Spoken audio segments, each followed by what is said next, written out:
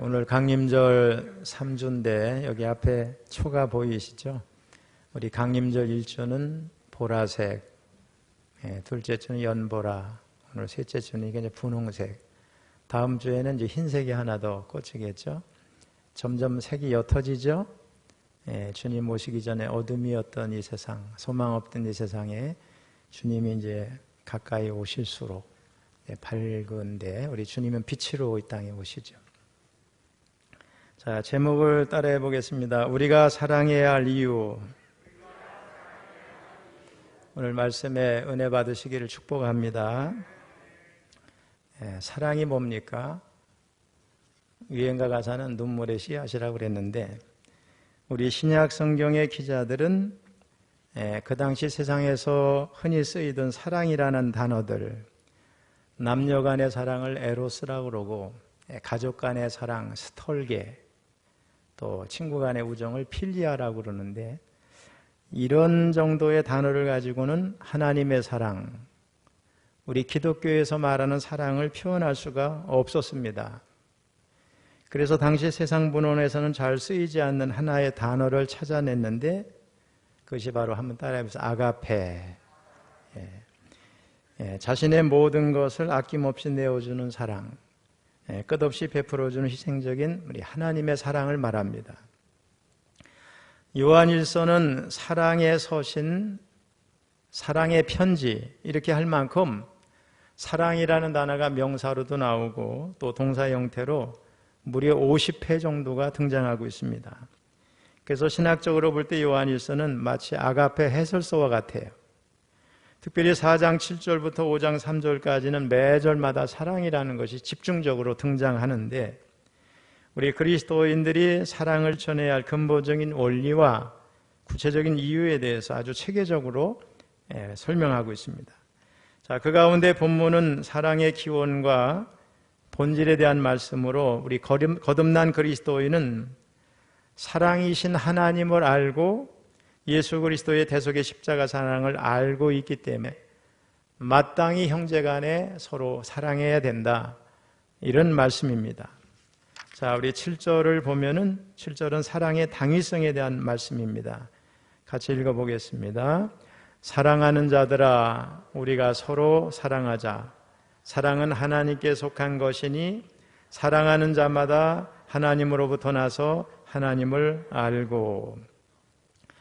이 사도 요한은 사랑하는 자들아 이런 호칭을 사용해서 서로 사랑하라 이렇게 말하기 전에 자신이 사랑하고 있다는 것을 이제 간접적으로 표현을 하고 있는데 이런 요한일서 서신에서 이런 표현들이 여러 번 나오고 있습니다. 이어서 우리가 서로 사랑하자 이렇게 말씀을 합니다. 너희가 서로 사랑하라 하지 않고 자기는 빠지고 남에게만 권면하는 게 아니고 우리가 서로 사랑하자 이렇게 말씀을 하고 있습니다. 여러분, 우리 예수님의 제자 가운데 형제가 있지만은 여러 명 있지만은 야고보와 요한이 형제죠. 사도 요한, 사도 야고보. 근데 일찍이 예수님은 이 형제들에게 별명을 하나 붙여주셨는데 보아너게 그랬어요. 보아너게. 이 뜻은 우레의 아들 이런 뜻입니다. 성격이 얼마나 급하고 벼락치듯 했으면 우레의 아들이라고 표현했겠어요. 마가복음 9장 38절에 보면 우리를 따르지 않는 자가 주의 이름으로 귀신을 내쫓는 것을 보고 우리가 금지시켰습니다. 요한이 그렇게 말해요. 이제 말씀이 좀 과격하죠? 마가복음 10장 37절에는 그의 형제 야고보와 함께 요한이 주의 영광 중에 우리를 하나는 주님 우편에 하나는 좌편에 앉게 해주세요 이렇게 요청을 합니다. 욕심도 많고 거의 막무가내 그런 수준입니다. 또 누가복음 9장 54절에 보면 예수님이 제자들과 함께 사마리아인의 한 마을에 들어갔는데 유대인들을 잘 환영해 받아들이지 않는 겁니다. 그때 요한이 이렇게 말합니다. 주여, 불을 명하여 하늘로부터 내려 저들을 멸하라 하기를 원하시나이까? 불을 내려서 다 태워버리는 거 좋지 않습니까? 이렇게 말하는 거죠.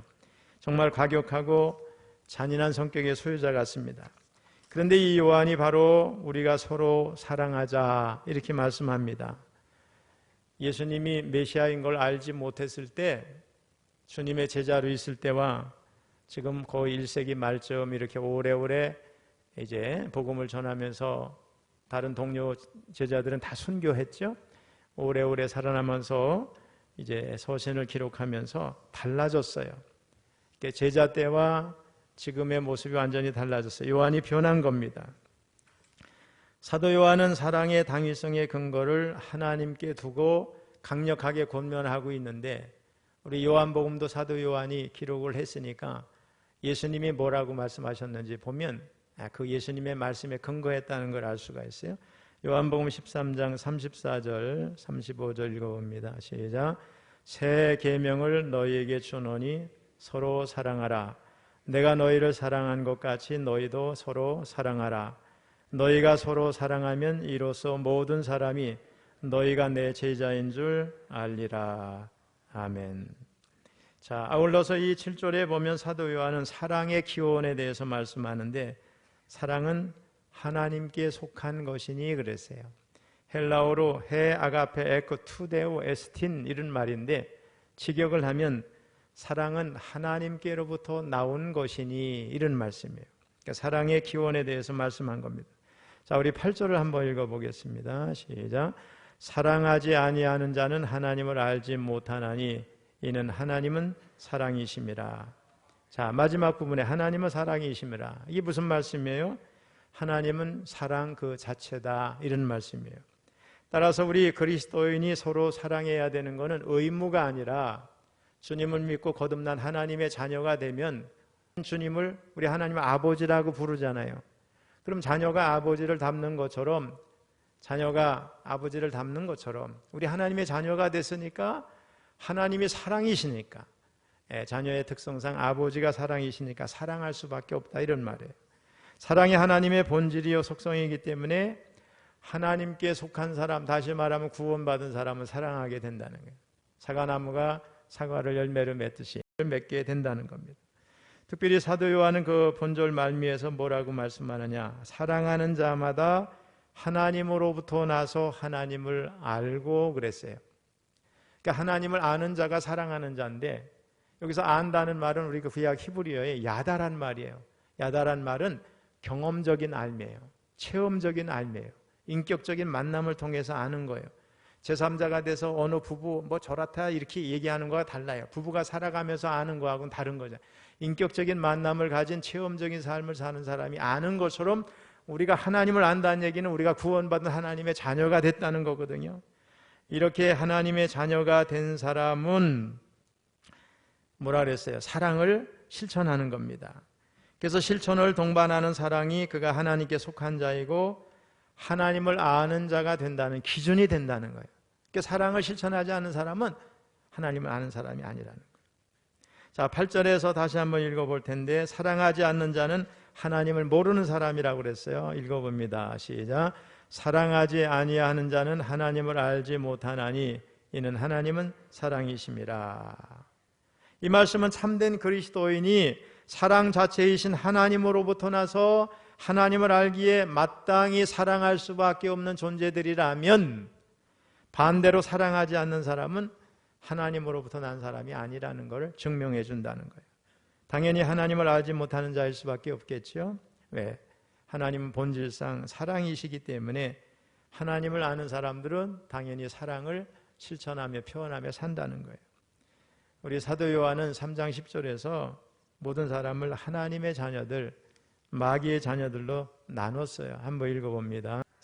이러므로 하나님의 자녀들과 마귀의 자녀들이 드러나나니 무릇 의를 행하지 아니하는 자나 또는 그 형제를 사랑하지 아니하는 자는 하나님께 속하지 아니하니라. 여기 사도 요한은 하나님의 자녀와 마귀의 자녀로 모든 사람을 나누는 거예요. 여러분 다 하나님의 자녀시죠? 근데 하나님을 만나지 않은 사람은 마귀의 자녀예요. 기분 나쁘지만 그래요. 왜? 공중권세 잡은 자, 마귀, 귀신에 붙들려서 그거를 보며 살던 사람이 예수 믿고 나면 어떻게 해요? 하나님께 속했잖아요. 신분이 바뀌었잖아요. 지금도 하나님을 안 믿는 사람들은 뭐 토종 비결, 뭐 날짜, 뭐 손 없는 날 다 따지니까 귀신의 종로로 타며 사는 거예요. 그러니까 성경이 맞는 거지만 안 믿는 사람한테 마귀의 자녀 그러면 속상하겠죠. 상처받겠죠. 근데 성경은 분명히 그렇게 말하고 있어요. 그런데 이 마귀의 자녀들, 하나님의 자녀들은 중간지대도 없어요. 회색지대도 없어요. 양쪽에 다리 걸친 사람도 없어요. 마귀의 자녀가 아니면 하나님의 자녀고 하나님의 자녀가 아니면 마귀의 자녀인데 이 둘을 구분하는 기준이 뭐냐? 사랑이라는 거예요. 하나님으로부터 난 자는 반드시 증표를 가지고 있는데 그것이 사랑이라는 거예요. 요한은 그래서 형제 사랑이 있으면 하나님의 자녀고 형제 사랑이 없으면 마귀의 자녀다 이렇게 말을 하고 있습니다. 왜냐? 우리가 사랑을 굉장히 많이 말하지만 서로 사랑하지 않는다면 하나님을 알지 못하는 것과 같다는 거예요. 흔히 성도들이 하나님을 사랑한다고 말하지만 형제를 사랑하지 않으면 하나님을 사랑하지 않는 자입니다. 오늘날 많은 과학자들이 성경의 기록이 과학적으로 입증이 되지 않아서 못 믿겠다고 그래요. 근데 여러분, 과학이라는 게 뭐예요?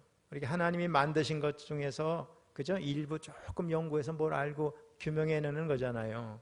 하나님이 만드신 이 우주 만물이라는 게 엄청난데 조금 알고서 하나님이 어떠니 그러는 거예요. 왜? 하나님을 알지 못하니까. 그런데 진실로 하나님을 만난 과학자라면 뭐라고 말해야 돼요? 나는 하나님이 만드신 엄청난, 우리 인간으로는, 인간의 지혜로는 알 수도 없고 헤아릴 수는 엄청난 것 중에 요만큼 아는 건데 나머지 모르는 건 하나님의 영역입니다. 내가 할 얘기는 아닙니다. 이렇게 말을 해야 옳다고 생각을 합니다. 하나님의 존재를 부인하는 건 하나님을 알지 못하기 때문에 그래요. 근데 그런 사람은 사랑이 하나님의 속성이기 때문에 진정한 사랑을 할 수가 없어요. 하나님을 통해 사랑이 무엇인지를 배우지 못했기 때문이라는 거예요. 자, 9절에 보면 하나님의 사랑의 증거가 뭐냐? 예수님의 성육신 사건이에요. 자, 9절 읽어보겠습니다. 시작. 하나님의 사랑이 우리에게 이렇게 나타난 바 되었으니 하나님이 자기의 독생자를 세상에 보내심은 그로 말미암아 우리를 살리려 하심이라. 이게 성육신이 뭐예요?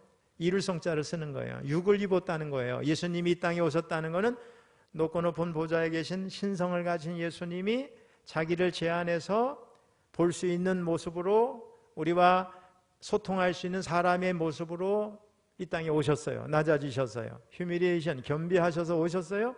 하나님이 자기를 슬쩍 보여주셨어요. 자기를 계시해 주셨어요. 자기를 노출시키셨어요. 이게 하나님 우리 가운데 오신 사건, 임마누엘 사건이에요. 이 사건을 통해서 우리는 하나님이 우리를 사랑한다고 말만 하신 게 아니고 그걸 우리에게 직접 보여주셨다는 거예요. 그러니까 독생자인 예수님을 이 땅에 우리 죄의 문제를 해결하고 이 땅에 보내신 사건만큼 하나님의 사랑을 보여주는 게 없다는 거예요.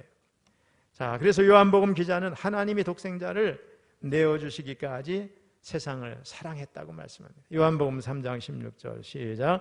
하나님이 세상을 이처럼 사랑하사 독생자를 주셨으니 이는 그를 믿는 자마다 멸망하지 않고 영생을 얻게 하려 하심이라. 또 로마서 기자는 하나님이 예수님을 이 땅에 보내셔서 십자가에서 피 흘려 죽으심으로 하나님이 인간을 사랑하시는 그것을 확증시켰다는 거예요. 증거 삼으셨다는 거예요. 자, 로마서 5장 8절 읽어봅니다. 시작. 우리가 아직 죄인 되었을 때에 그리스도께서 우리를 위하여 죽으심으로 하나님께서 우리에 대한 자기의 사랑을 확증하셨느니라. 아멘. 여러분, 세상의 모든 사람들이 다 사랑을 말하잖아요. 우리 대중가요도 대부분의 사랑 노래 아니겠어요?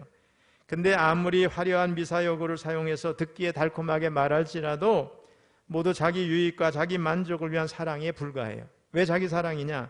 자기가 좋아하는 사람만 사랑하는 거예요. 또 자신이 사랑할 만한 대상을 향한 사랑이에요. 자기에게 잘해주는 사람만 사랑하는 거예요. 그래서 이런 사랑을 골라서 하는 사랑이에요. 근데 이런 사람에게 원수가 나타나면 어떻게 될까요? 미워하겠죠. 증오하겠죠.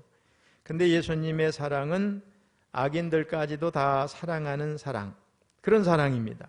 이 하나님의 사랑으로 말미암아 범죄로 인해 하나님과 단절되었던, 영적으로 죽은 상태에 있던 저와 여러분이 구원을 받아서 하나님의 자녀가 된 줄로 믿습니다. 그래서 여기 보면 로마서 기자가 그래요. 하나님이 우리에게 독생자를 보내실 때는 아직 우리가 죄인 되었을 때, 아직도 죄인이에요. 아직 하나님과 원수 됐을 때 독생자 예수님을 보내셔서 하나님의 사랑을 확증하셨다는 거예요. 무슨 사랑할 만한 뭐가 있어서가 아니라, 의인이어서가 아니라 원수였을 때, 죄인이었을 때 보냈다는 거예요. 자, 전에 서울 방배동에서 아이 하나가 길을 잃었어요. 가족들이 백방으로 찾았지만 찾을 수가 없었어요. 근데 마침 동네 사람 하나가 아침에 물을 버리기 위해서 하수구로 갔는데 속에서 아이 울음소리가 들리는 겁니다. 그래서 119를 불러서 맨홀을 열고 들어가 보니까 아이 하나가 하수구 속에서 거의 탈진한 상태로 울고 있었어요. 며칠 전 잃어버린 그 아이입니다. 그렇습니다, 여러분. 하나님도 이런 우리에게 오신 줄로 믿습니다. 우리가 사는 세상은 어쩌면 하수구와 같아요. 온갖 쓰레기, 오물, 폐수, 악취가 코를 찌르는 하수구와 같아요. 그 하수구에서 부모를 잃은 아이가 하염없이 울고 있을 때 하나님이 오셨어요. 그분이 예수님이시고 그분이 오신 날이 성탄절인 줄로 믿습니다. 이렇게 하나님의 사랑은 예수 그리스도 안에서 절정을 이루는 거예요. 만일에 예수님도 안 보내시고 십자가상에서 피 흘려 우리 죄의 문제도 해결해 주시지 않았다면 우리 하나님의 사랑을 믿을 길이 없어요. 예수님으로 말미암아 우리가 구원받았어요. 예수님의 사랑은 살리는 사랑, 구원시키는 사랑인 줄로 믿습니다. 생명을 주는 사랑입니다, 여러분. 마지막으로 하나님의 사랑이 예수 그리스도의 성육신과 구속사역을 통해서 나타났는데, 이를 통해서 우리가 알 수 있는 건 뭐냐? 우리가 하나님을 사랑하기는 하지만은 사랑에 있어서는 하나님이 먼저 우리를 사랑했기 때문에 우리가 하나님을 사랑하게 된 줄로 믿습니다. 우리 10절을 한번 읽어보겠습니다. 시작. 사랑은 여기 있으니 우리가 하나님을 사랑한 것이 아니요 하나님이 우리를 사랑하사 우리 죄를 속하기 위하여 화목제물로 그 아들을 보내셨습니다. 자, 태양은 어떻게 해요? 스스로 빛을 내요. 이런 걸 보고 발광체라, 발광체. 근데 달은 스스로 빛을 못 내요? 못 발해요. 어떻게? 태양빛을 받아서 빛을 보내죠, 우리에게. 이걸 반사체라고 그래요. 자, 사랑이라는 것이 하나님께 속한 속성이에요. 그러면 하나님을 만난 예수 믿는 사람들이 진정한 사랑을 알게 되는 거예요. 그 사랑의 빛을 받은 사람이 사랑을 실천하는 거예요. 근데 이 사랑을 알지 못하면 본능에 의한 사랑일 수 있고 기껏 좀 자기 생활을 할 수 있는지는 모르지만은 우리에게 주어진 본능적인 사랑에 불과한 거예요. 부모로서 또 우리 친구로서 이런 게. 그런데 하나님의 사랑 같은 건 할 수 없는, 아가페 사랑은 도저히 할 수 없다는 거예요. 그래서 하나님의 사랑은 찬송가 304장 3절의 가사가 그래요. 하늘을 두루마리 삼고 바다를 먹물 삼아도 한없는 하나님의 사랑 다 기록할 수 없겠네. 이게 하나님의 사랑을 표현할 길이 없는 거죠. 하나님은 독생자 예수님을 이 땅에 보내셨어요. 죄의 문제를 해결하기 위해서 하나님과 우리 사이에 단절된 관계의 화목제물로 주님이 오셨어요.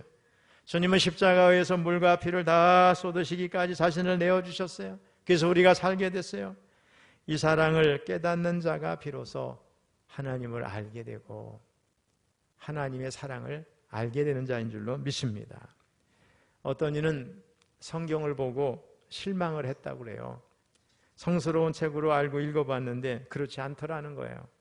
낯뜨거운 내용, 입에 담거나 표현하기도 쑥스러운 내용도 있고 인간의 추악하고 더러운 말, 행위가 다 성경 속에 있다는 거예요.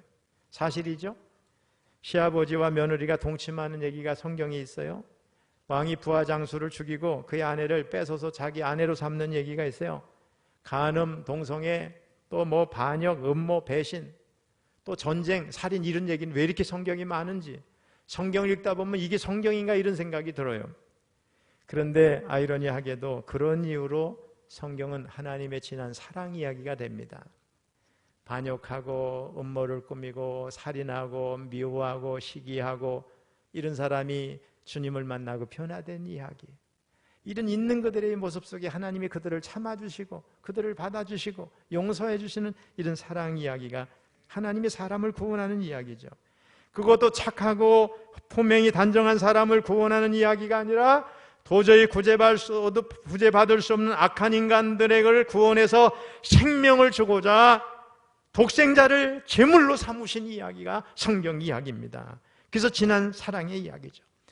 아주 불이 헐헐 타오르는 지옥불에 다 들어가는 것이 마땅한데 자신의 독생자를 보내셔서 온갖 수모와 고난을 받게 하시고 십자가의 피를 통해서 그 많은 죄를 대속하고 구원과 영생을 주시는 그 하나님의 사랑이 얼마나 대단한지 성경을 제대로 아는 사람은 그 숭고한 사랑, 감동적인 사랑, 위대한 사랑을 성경에서 보게 되는 줄로 믿습니다. 여러분, 성경 속에 거룩하고 성스러운 하나님의 말씀과 함께 인간의 그런 추하고 더럽고 악한 내용을 함께 담아 놓은 것, 이것은 하나님의 사랑이 소위 픽션, 허구가 아니라 실제 상황임을 우리에게 보여주는 겁니다. 하나님의 사랑은 악한 자도, 음란한 자도, 배신자도, 살인자도, 도둑도, 강도도 십자가에서 피 흘리신 예수님의 이름을 믿고 회개하면 영원한 생명을 주시는 놀라운 사랑인 줄로 믿습니다. 한마디로 성경책은 구약 39권, 신약 27권, 66권, 하나님이 세상을 이처럼 사랑하신 사랑의 이야기입니다. 제가 서울에서 첫 목회할 때 양화진에 여러 번 가봤어요. 양화진에 가면 선교사의 묘지가 많잖아요. 그 중에 감동적인 묘비가 하나 있어요. 묘비의 영어로 이렇게 새겨져 있습니다. If I had 1,000 lives to give, Korea should have them all. 있는 그대로 해석하면 내게 줄 수 있는 1,000개의 생명이 있다면 나는 그것을 모두 한국에 바치겠다. 이 비장한 말을 한 사람은 루비 캔드릭이라고 하는 여성 선교사였어요. 루비 캔드릭은 1908년 25살의 나이로 한국에 왔어요. 여러분, 25살의 처녀가 낯선 곳에 문화도 다르고 언어도 다르고 또 미개한 나라에 와서 선교한다는 거 어렵지요. 들어보지도 못한 동방의 한 나라, 은둔의 나라. 근데 하나님이 그 마음을 강권하셔서 태평양을 건너서 우리나라에 온 거죠. 그리고 개성에 와서 학교 선생님으로 봉직하면서 한국말을 배우기 시작했습니다. 한국은 너무 낯선 민족, 낯선 나라였어요. 남자들은 상투를 들고 다니고 사람들은 흰 옷을 입고 가마를 타고 다녔어요. 근데 그 루비 캔드릭 눈에는 한국 사람이 그렇게 사랑스럽게 보였대요. 그냥 한국 사람만 보면 눈물이 저절로 나왔다는 거예요. 근데 이 여성 선교사가 어느 날 병이 났어요. 마침내 죽음을 맞게 되는데 그가 죽어가면서 한 말이 이거예요. 내가 죽거든 나를 한국 땅에 묻어주세요. 루비 캔드릭이 죽었다는 말이 미국의 텍사스 그녀가 다녔던, 그를 파송했던 모교회에 알려지게 되고 모교회 성도들이 통곡을 하게 됩니다. 근데 놀라운 사실은 그 선교사의 뒤를 이어서 도전받고 해외로 나간 선교사가 20명이 그 교회 한 교회만 넘었어요. 그 25살의 꽃다운 나이로 순교한 루비 캔드릭이 남긴 마지막 말, 내게 줄 수 있는 1,000개의 생명이 있다면 나는 그것을 모두 한국에 바치겠다. 이 비문은 바로 이 땅에 오셔서 자신을 온전히 내어주신 주님의 사랑을 우리에게 생각나게 하는 줄로 믿습니다. 사랑하는 성도 여러분, 우리 신학교 가게 되면은 신학자들을 이렇게 공부를 하게 되는데, 저는 아주 처음에 이렇게 공부했던 신학자들이 제 머릿속에 다 각인이 돼 있어요. 스위스 바젤 대학의 교수였던 칼바르트, 이런 신학자가 있어요. 교의학 교수였어요. 조직 신학자죠. 오늘로 얘기해 신정통주의의 거목입니다. 1919년 로마서 주석을 써서 이 자유주의 신학에서 오늘날 신학으로 아주 컨버션, 완전히 뒤집어 놓는 그 계기가 되게 했던 신학자거든요. 이 칼바르트 박사가 바젤 대학의 교수로 있을 때 한 학생이 물었어요. 교수님, 성경이 가르치는 가장 중요한 중심 메시지 하나를 저희에게 말씀하신다면 뭐라고 말씀하시겠습니까? 이때 이 칼바르트 박사가 가만히 있다가 찬송 하나를 불렀어요. 우리 한번 띄워주세요. 같이 한번 불러보겠습니다. 예수 사랑하심을 성경에서 배웠네. 우리들은 약하나 예수 권세만 도다. 날 사랑하심, 날 사랑하심, 날 사랑하심, 성경에 쓰였네. 제가 이 찬송을 그래서 좋아하게 됐어요. 그래서 병원에 신방 가면, 우리 어르신들 신방 가면 제가 이 563장을 꼭 부르는 이유가 그래요. 성경의 대표적인 메시지는 하나님이 저와 여러분을 사랑하신다는 말씀인 줄로 믿습니다. 그런 의미에서 성탄절은 하나님이 인간을 너무너무 사랑하셔서 우리를 구원하시기 위해서 구원자를 보내신 날입니다. 본문에서 사도 요한은 예수 그리스도 안에서 성령으로 말미암아 하나님의 한 가족이 된 우리 그리스도인들을 향해서 사랑하는 자들 이렇게 부르고, 그리고 우리가 서로 사랑하자고 권면합니다. 자, 주님 안에서 한 가족이 된 교회 공동체를 향해서 사도 요한이 계속해서 사랑하라, 사랑하자 이렇게 권면하는 것은 사실 교회 안에 사랑이 보이지 않기 때문이었어요. 지금 사도 요한은 사랑이라는 주제로 강의를 하고 있는 게 아니죠. 교회 공동체 안에서 서로 사랑하지 못해서 서로 무관심하고 서로를 시기하며 서로 경쟁하고 서로 반목하는 형제와 자매들을 향해서 애타는 마음으로 제발 사랑하는 자들아, 우리 좀 제발 서로 사랑하자 이렇게 간곡히 권면하고 있는 줄로 믿습니다. 하나님의 성품 중에 하나를 말씀하는 게 아니에요. 하나님의 존재의 본질에 대해서 진술하는 거예요. 하나님은 사랑이시라. 하나님이 단순히 사랑한다는 뜻이 아니라 그분 자체가 곧 사랑이시라. 성경은 그렇게 말하고 있어요. 하나님은 사랑이십니다. 그래서 하나님께는 사랑하지 않을 이유가 아니라 사랑해야 할 이유로 가득하신 분입니다, 여러분. 죄인된 우리로서는 사랑이신 하나님을 다 이해하는 것이 불가능하지만 하나님의 형상으로 지음받은 우리는 이유 없는 사랑이 있을 수 있다는 걸 조금은 알아요. 예수 믿고 나서 우리는 사랑이 무엇인지 조금씩 더 알아가고 있어요. 여러분, 그 이유를 우리가 설명하기는 어려울 수 있지만은 아무리 자녀가 말썽을 부리고 부모의 속을 속여서 사랑하지 못할 만한 수만 가지 이유가 있을지라도 자녀를 사랑하는 부모의 마음을 무엇으로 설명할 수 있겠느냐 이거예요. 이게 하나님의 사랑을 알지 못하면 알 수 없는 거 아니겠어요, 여러분? 하나님은 우리를 사랑하시는 분을 넘어서 사랑이신 줄로 믿습니다. 그러기에 사랑은 하나님께 속한 거예요. 모든 참된 빛의 원천이 하나님이신 것처럼 하나님은 사랑의 시작이시며 원천이십니다. 그렇게 하나님께 속한 자, 하나님의 자녀는 사랑이신 하나님을 알고 하나님의 사랑을 경험했으며 진정한 사랑을 행할 능력이 있는 줄로 믿습니다. 반대로 사랑하지 않는 사람은 스스로 하나님께 속한 자라고 말할 수 있는 자격이 없습니다. 하나님은 사랑이시기 때문에. 내년에는 제가 그 책을 좀 펴내고 싶은데 성령의 9가지 열매를 다룬 적이 있어요, 교회에서. 첫 번째 열매가 사랑이에요. 사랑이라 화평, 오래 참음, 자비, 양선, 충성, 온유, 절제 9가지 열매 가운데 첫 번째 열매가 사랑입니다. 계명 중에 첫째 계명이 사랑의 계명입니다. 은사 중에 최고의 계명이 사랑의 은사입니다. 유대인들은 인체 뼈의 숫자에 맞춘 248가지의 하라라고 하는 계명과 365일 1년에 맞춘 하지 말라고 하는 계명, 그래서 613가지의 계명을 모세오경에서 추려가지고 코드로 번호를 쫙 맞춰놨어요. 근데 그 많은 613가지 되는 계명 중에서 유대인, 바리새인, 서기관 그 누구도 최고의 계명이 무엇인지를 알지 못해서 예수님께 와서 묻습니다. 그때 예수님이 첫째 되는 최고의 계명은 하나님 사랑이다. 둘째 되는 최고의 계명은 사람 사랑이다. 단순하게 정리해 주신 줄로 믿습니다, 여러분. 오늘 이 자리에 참석한 성도 여러분, 우리 교회 성도님들은 사랑의 열매를 많이 맺으시기를 축원합니다. 또 사랑의 은사를 충만히 받으셔서 여러분이 가는 곳마다, 여러분이 속한 공동체마다 분위기가 훈훈해지기를 바랍니다. 여러분의 가정이 그러기를 바랍니다. 우리 교회가 사랑이 넘치는 교회가 되기를 주님의 이름으로 축원합니다.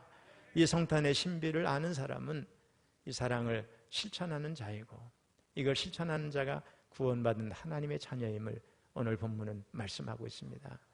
이 사랑을 잊지 말고 실천해가는 저와 여러분 될 수 있기를 주님의 이름으로 축원합니다.